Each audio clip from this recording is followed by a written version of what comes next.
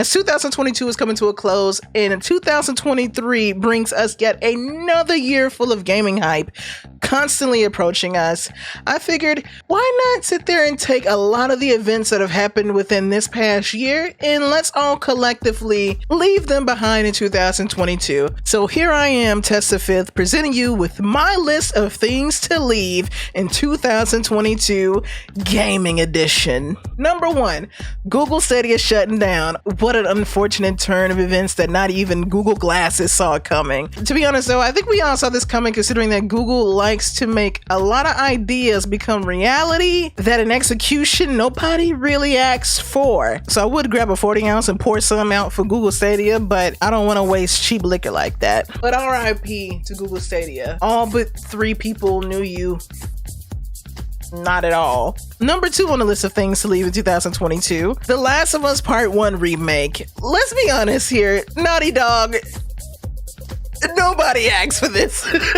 They claim that with this remake, it was going to be their ultimate dream goal of what they wanted The Last of Us Part 1 to look like when it first came out on the PS3 on like some Barbie dream house type of dreaming. Truth be told, I mean, Last of Us Part 1 on the PS3 held up just as much as the PS4 port of The Last of Us Part 1, and I've seen reviews that have stated that nothing has really changed about The Last of Us Part 1 remake. So the only reason why y'all brought back The Last of Us Part 1 and remade it was because of the TV show that's being adapted from this video game. Naughty Dog, y'all try to treat The Last of Us like The Walking Dead, and like...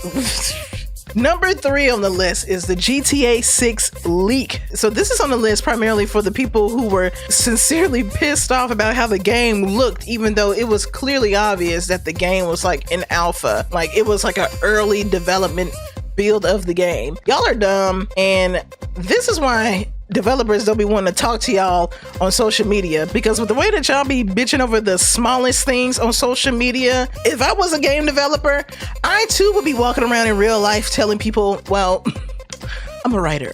Number 4 on this list is Yuji Me Against the World Naka. As of like a month or 2 ago, Yuji Me Against the World Naka has unfortunately has been arrested and going to be put on trial pretty soon for insider trading at Square Enix. That being said, Yuji was already taking an L, and I'm not surprised that if Square Enix themselves was just waiting for this man to slip up, just sniffing for the smallest sign of weakness with all the shit that Yuji Naka has been stirring up over there. Look here, I don't know what level of delusional Yuji Naka would have to be to sit there and call out Square Enix for supposedly not caring about any other games. Because if Yuji Naka was a true Square Enix employee, I mean a true to the core Square Enix employee, then he would know that Square Enix does care about games. They care about all their games that have Final Fantasy and Dragon Quest in their name. Balance Wonder Woman, does that sound like that has Final Fantasy in it? I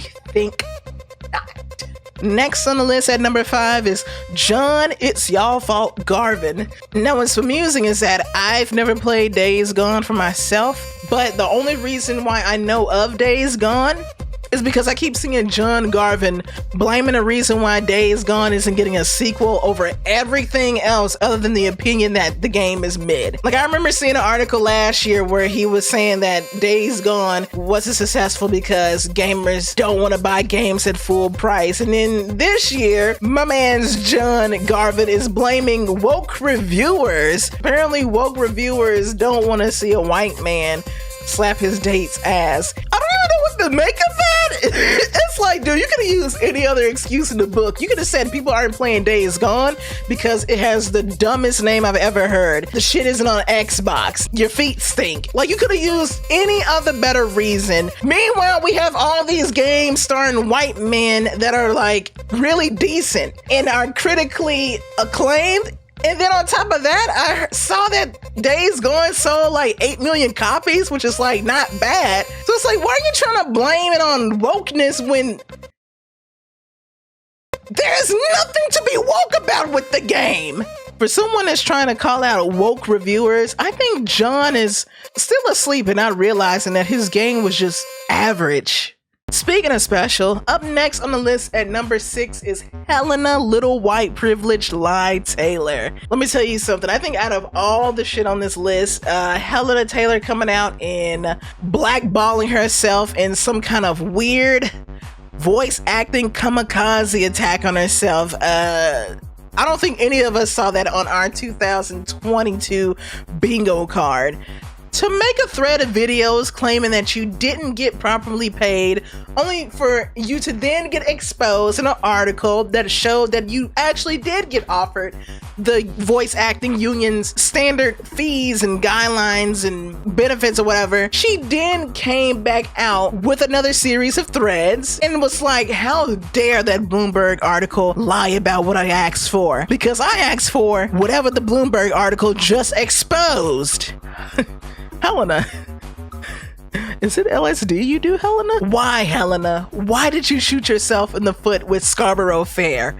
Why? Up next at number 7 is NFT Games. I put this on the list because remember how at the beginning of this year, the president of Square Enix coming out and telling everyone, Happy New Year's! By the way, we're gonna be doing NFT projects. I just wanna know, for all of these companies that have billions of dollars and hire all of these consultants and whatnot, these experts, I find it funny that they have gone completely silent ever since the cryptocurrency market crashed. And I think I speak for most people who still have 10 brain cells in their head when I would like to ask these companies, why did you even want to get involved in the first place in a market that is so highly volatile and unregulated? Like, I'm just saying, with the amount of pump and dumps and scams and stealing of copyrighted work, on top of all these people that are coming out talking about something, yeah, I'm starting an NFT coloring book, rug pulling all of the money that's been invested into it for it to have been like a fake project the whole time, just so they can get millions of dollars. I'm just saying, all of this stuff, I think these companies realize that they could get scammed too. They could get their artwork stolen too.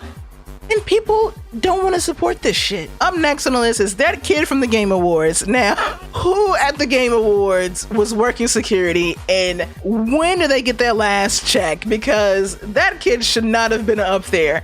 I remember watching it as clear as day, and you're sitting there and you see Miyazaki and a few other From Software executives or higher ups, whatever. But then you have this like 14-year-old kid that looks like he teleported to the future from the Brothers Garcia show. And like as the From Software devs are like moving and talking, I just see curly hair back there. And I'm like, all of the motherfuckers at the front, their hairlines are receding. Who is this kid with frolic locks?